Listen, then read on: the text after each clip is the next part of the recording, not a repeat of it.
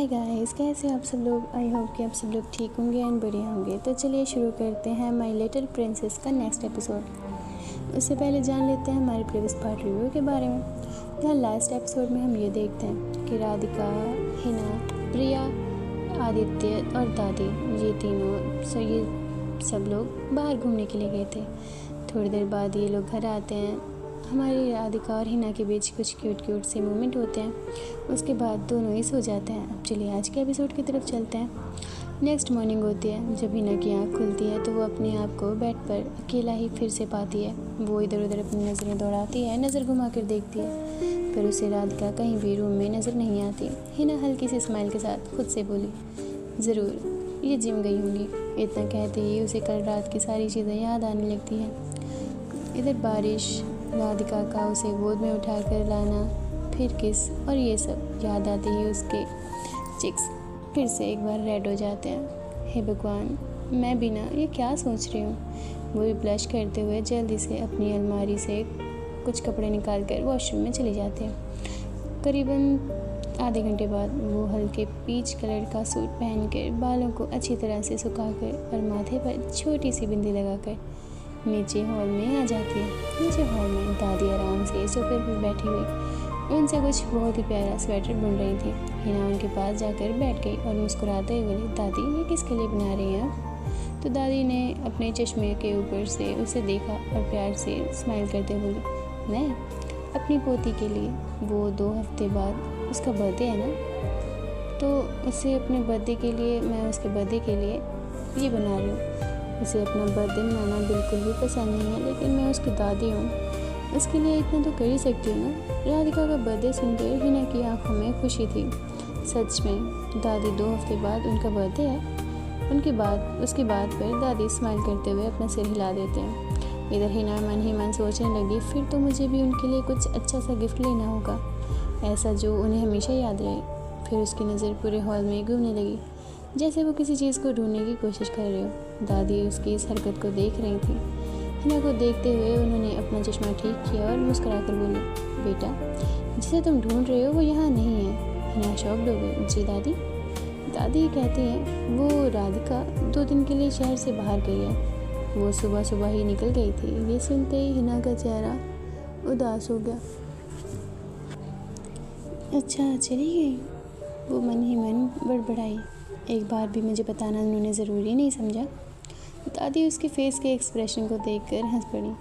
अरे मेरे बच्ची, वो तो पहले से ही ऐसी है। तुम्हारे आने के बाद तो शायद ही वो थोड़ा वक्त बिताने लगी हो घर में, नहीं तो पहले तो वो कब आती थी और कब चली जाती थी वो तो किसी को भी नहीं पता चलता था। दादी की बात सुनकर हिना हल्की सी मुस्कुराई। फिर वो उठकर मंदिर में गई। उसने भगवान की पूजा की और प्रे किया।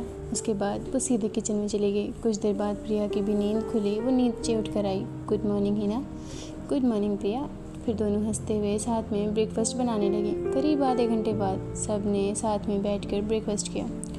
उसके बाद आदित्य अपना बैग लेकर ऑफिस जाने लगा, पर जाते जाते उसने चुपके से प्रिया की तरफ देखा और जल्दी से उसके चिक्स पर किस कर दिया और बाय बोलकर ऑफिस के लिए निकल गया। प्रिया उसकी इस हरकत पर मुस्कुराते हुए शर्म से लाल हो चुकी थी। वो नीचे देखने लगी। हिना उसके देखकर मुस्कुरा रही थी। वहीं दादी अनजान बनते हुए अपना स्वेटर फिर से एक बार बुनने लगी। उसके होठों पर भी एक प्यारी सी स्माइल थी। उसके जाते ही हिना दादी के पास आई। दादी, हम और प्रिया शॉपिंग पर जाना चाहते हैं, जा सकते हैं। दादी स्माइल करके बोली, अरे बेटा इसमें पूछने वाली कौन सी बात है, आराम से जाओ, खूब घूमो और मज़े करो। दादी की बात सुनकर दोनों स्माइल करते हुए वहाँ से चली गई। करीब 1 घंटे बाद दोनों मार्केट पहुँची। सबसे पहले उन्होंने अपने लिए कुछ ज़रूरी सामान खरीदा। फिर घूमते हुए दोनों अपने लिए एक कपड़ों की दुकान में पहुँच गई। तभी प्रिया की नज़र बहुत ही स्टाइलिश और फैंसी नए ड्रेस पर पड़ी। उसने तुरंत उस ड्रेस को उठाकर अपने सामने लगा कर देखा। उसके बाद फिर हिना, ये देखो ना कितनी सुंदर है, ये प्यारा है ना। हिना ने देखते ही जल्दी से कहा, नहीं ये मेरे बस की नहीं है, मुझे नहीं पहनना ये सब। इसकी बात पर प्रिया ने मुंह फुला लिया। क्या यार प्रिया, प्लीज़ ना। प्रिया कहती, एक ले लो ना यार, ये ड्रेस कौन सा तू मेरे सामने पहनेगी, तू तो राधिका के सामने पहनेगी ना। नहीं नहीं प्लीज़ नहीं। हिना आखिरकार बोल ही रही थी तो जो हमारी प्रिया होती है वो कहती है यार प्लीज़ ले लो। उसकी नौटंकी देखकर हिना हंस पड़ी। तू ना बिल्कुल नहीं सुधरेगी। प्रिया चहकते हुए बोली चलो इसका मतलब मान गई ना। हिना बोली हाँ बाबा चलो ले लो। फिर दोनों ने वो ड्रेस ले ली। हिना अपने मन में सोच रही थी मैंने ये ड्रेस ले तो ली है पर इसे पहनूंगी कब। अरे राधिका के सामने तो बिल्कुल नहीं पहन सकती। ये प्रिया भी ना बेकार का मुझे फंसा देती है। ये ड्रेस बेफजूली दिला दी। उसके बाद हिना एक गिफ्ट शॉप में चली जाती है। काफ़ी देर तक अलग अलग चीज़ों को देखने के बाद उसे कुछ प्यारे से गिफ्ट चुन लिए। प्रिया उसे देखकर मुस्कुराने लगी। ओहो ये कब से उन्हें पसंद आने लगी। उसकी बात सुनकर हिना तुरंत शर्मा गई। ऐसी बात नहीं है। उसकी बात सुनकर प्रिया हंसने लगी। हिना कहती है मुझे बताओ ना मुझे क्या करना चाहिए। तो प्रिया से हिना कहती है हिना मुझे बताओ आपकी आँखों में ये सब क्या है। हिना बेचारी शर्मा गई। हिना बोलने लगी तुम ना। प्रिया कहती हाँ क्योंकि मैं तुम्हारी बहन हूँ और मुझसे अच्छा कोई भी तुम्हें नहीं समझ सकता। इतना बोलकर दोनों खिलखिलाकर हंस पड़ी। शॉपिंग के बाद दोनों अपनी परफेक्ट कल्चर के साथ बाहर निकली। इधर दोनों ने अपनी फेवरेट गोलगप्पे की दुकान पर जाकर उन्हें ऑर्डर दिया। भैया 2 प्लेट तीखे वाले गोलगप्पे लगा दो। दोनों गोलगप्पे खाते हुए एक दूसरे को देखकर हंस रहे थे। कुछ देर बाद दोनों ने एक एक आइसक्रीम ली और पार्क की बेंच पर बैठ गए। प्रिया बोली हिना याद है बचपन में हम दोनों कैसे पूरे मोहल्ले में घूमते रहते थे। हिना हंसी और चाची हमें ढूंढते ढूंढते परेशान हो जाती थी। प्रिया कहती है याद है एक बार तुम पेड़ पर चढ़ गई थी। हिना कहती है और तुम नीचे खड़ी होकर रो रही थी कि हिना गिर जाएगी। दोनों पुरानी यादों को याद करके इतने ज़ोर ज़ोर से हंस रही थी कि पास बैठे लोग भी मुस्कुरा रहे थे। इधर शाम होने लगी तो दोनों घर लौट आई। हिना अपने कमरे में गई। फिर गिफ्ट को बड़े प्यार से कबर्ड में छुपा दिया। फिर वो बालकनी में आकर झूले पर बैठ गई। वहाँ ठंडी हवा चल रही थी। उसने आसमान की तरफ देखा और धीरे से मुस्कुराई। पता नहीं अभी आप क्या कर रही होंगी। फिर उसने अपना फ़ोन देखा। उस पर राधिका का नंबर नहीं था। वो उसे कॉल कर पाती। बस उसकी यादों के सहारे वो मुस्कुरा रही थी, स्माइल कर रही थी। हवा उसके बालों से खेल रही थी और उसकी आंखें बार बार उसी रास्ते की तरफ चली जाती जहाँ से 2 दिन बाद राधिका वापस आने वाली थी। इसी तरह से देखते देखते 2 दिन भी बीत जाते हैं। अभी शाम का वक्त था। बाहर हल्की हल्की प्यारी प्यारी सुनहरी ठंडी हवा चल रही थी। पूरे विला का माहौल बहुत ही सुकून भरा था, खुशनुमा था। हॉल में दादी आराम से सोफे पर बैठी हुई थी। उनके सामने सेंटर टेबल पर गर्मा गर्म चाय, ब्रेकफास्ट और थोड़े से स्नैक्स रखे हुए थे। हिना, प्रिया और दादी आपस में बातें करते हुए चाय के मज़े ले रहे थे। बीच बीच में आदित्य अपनी मज़ेदार जोक्स से सबको हंसा भी रहा था, जिससे पूरा हॉल खुशी से गूंज रहा था। लेकिन इस हंसी के बीच भी हिना की नज़रें बार बार दरवाजे की तरफ जा रही थी। वो पिछले 2 दिनों से किसी का वेट कर रही थी और आपको तो पता ही है कि वो किसका वेट कर रही है। जी हाँ, चलो मैं आपको बता देती हूँ, हमारी मॉन्स्टर राधिका का।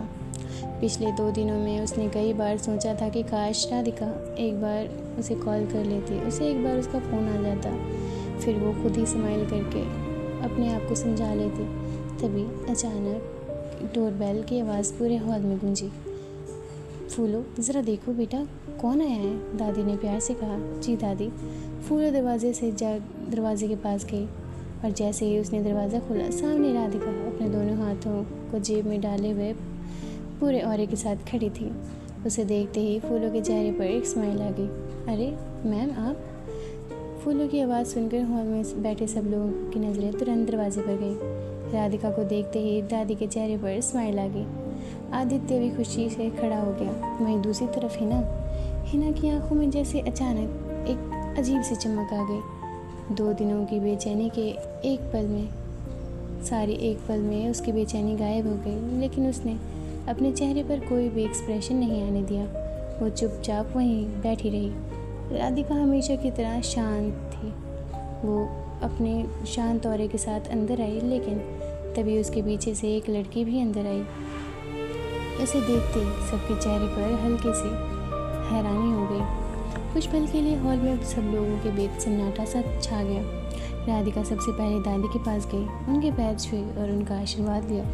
फिर आदित्य से मिली और सबकी नज़रें अब उस पीछे खड़ी लड़की पर थी। इसके बाद उसकी नज़र हिना पर पड़ी। हिना बिना कुछ बोले उसे देख रही थी। उसकी आंखों में कई सवाल थे, जैसे ये लड़की आपके साथ कौन है, लेकिन उसने कुछ पूछा नहीं। तभी आदित्य मुस्कुराते हुए बोला, वैसे थी ये लड़की कौन है आपके साथ जो आई है। उसकी बात पर राधिका ने बिल्कुल सिंपल आवाज़ में कहा, ये दिया है जिस प्रोजेक्ट पर हम काम कर रहे हैं, ये उन्हीं की बेटी दिया है। कुछ टाइम बाद उनकी फैमिली इंडिया शिफ्ट होने वाली है, इसलिए अंकल ने इसे मेरे साथ बिजनेस सीखने के लिए भेजा है। फिर दिया ने स्माइल करके सबको नमस्ते कहा। अब अगर दिया की बात कर रहे हैं तो वो बहुत ही ज़्यादा खूबसूरत थी। लंबी हाइट, गोरा रंग, वी शेप चेहरा, पतली सी नाक और चेहरे पर एटीट्यूड साफ नज़र आता था। उसके पहनावे और ड्रेसिंग की बात करें तो वो एक बिज़नेस फैमिली से बिलोंग करती थी। कुछ देर तक सब लोग वहीं बैठकर कुछ बातें करते हैं। दिया भी सबको ध्यान से देख रही थी और घर के माहौल को समझने की कोशिश कर रही थी। इधर प्रिया को थोड़ा सा टायर्ड फील हो रहा था। आदित्य ने तुरंत उसकी तरफ देखा और कहा, चलो तुम ऊपर चलकर थोड़ा सा रेस्ट कर लो। प्रिया ने हल्की सी स्माइल के साथ सिर हिला दिया और दोनों अपने रूम की तरफ चले गए।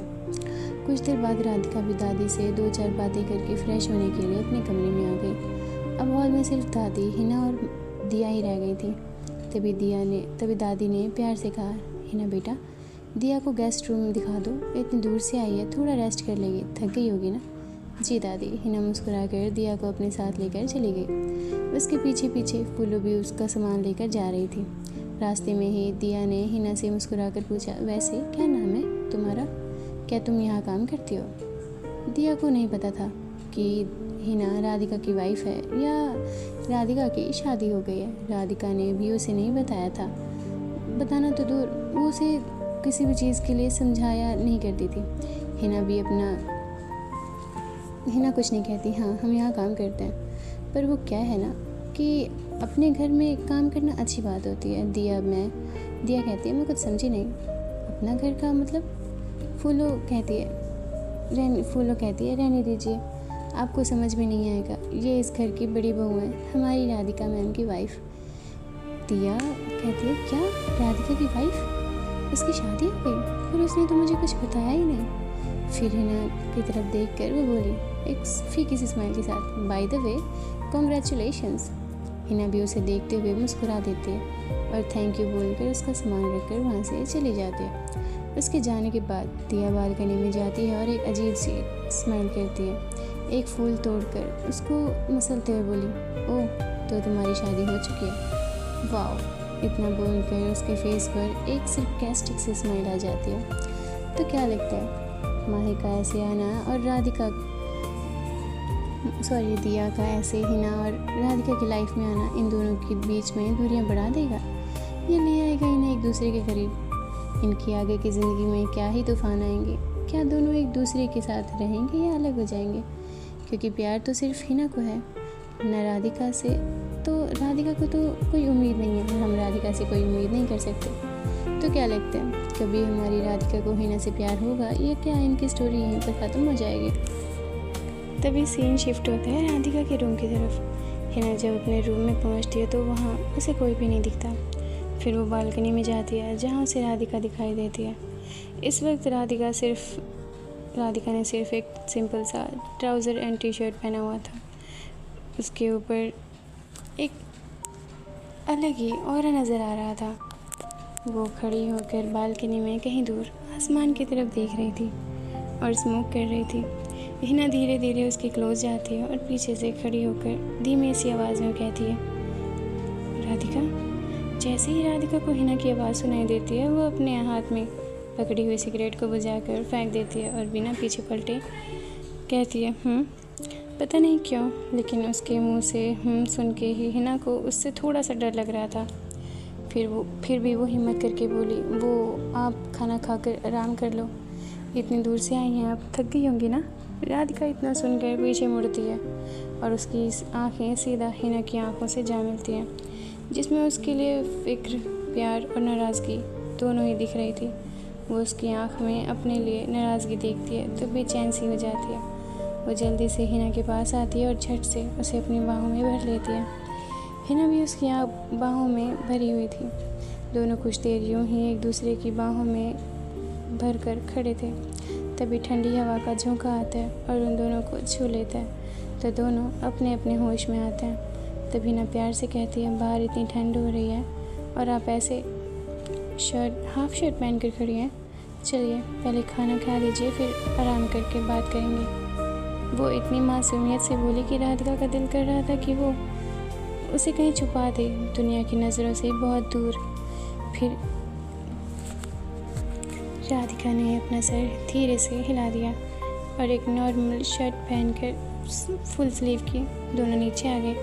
नीचे पहुंचकर सब अपनी अपनी जगह पर बैठ जाते हैं। तभी वहाँ दिया भी आ जाती है और वो राधिका के बगल में जाकर बगल वाली सीट पर बैठ जाती है। तब फूलो बोलती है, अरे ये तो हिना मैम की सीट है, वो हमेशा यहाँ बैठती हैं। इससे पहले कि कोई कुछ कहता, हिना मुस्कुरा कर बोली, नहीं कोई बात नहीं फूलो, हम दूसरी जगह बैठ जाते हैं। दिया से कहती है, दिया तुम आराम से बैठो। थैंक यू, दिया मुस्कुरा कर बोली। फिर उसने धीमी आवाज़ में अपने आप से कहा, अभी तो मैंने सिर्फ तुम्हारी सीट ली है, धीरे धीरे देखो मैं तुम्हारा क्या क्या लूँगी। इतना कहकर उसके फेस पे फिर से एक बार सरकास्टिक सी स्माइल आ जाती है।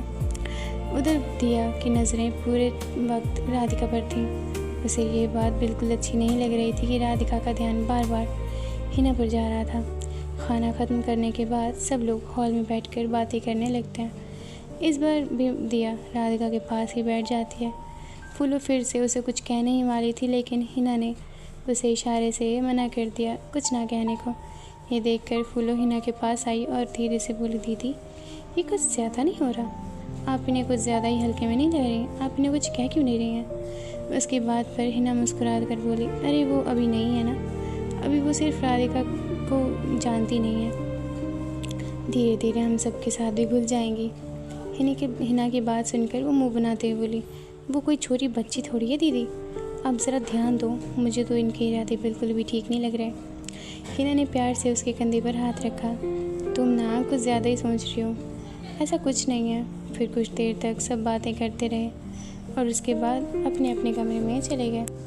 सीन राधिका के रूम की तरफ फिर से एक बार शिफ्ट होता है। हिना रूम में जाती है तो उसे राधिका बेड पे बैठी मिलती है, तो वो उसके पास जाती है, उसके बगल में बैठ जाती है। तब राधिका उसे उठा के अपनी गोद में बिठा लेती है और उसके फेस को देखने लगती है। हिना उसे देखी जा रही थी और बोलती है, क्या हुआ, आप मुझे ऐसे क्यों देख रही हैं। जिस पर राधिका उसे वैसे ही देखकर बोली, तुम्हारी आंखों में मुझे अपने लिए नाराज़गी क्यों दिख रही है। उसके एकदम से सीधा पूछने पर हिना कहती है, कुछ नहीं, बस अपना सिर नीचे झुका लेती है। तो राधिका उसका सर उठाकर धीरे से बोली, बताओ आखिर तुम्हारी आंखों में ये नाराज़गी क्यों है मेरे लिए।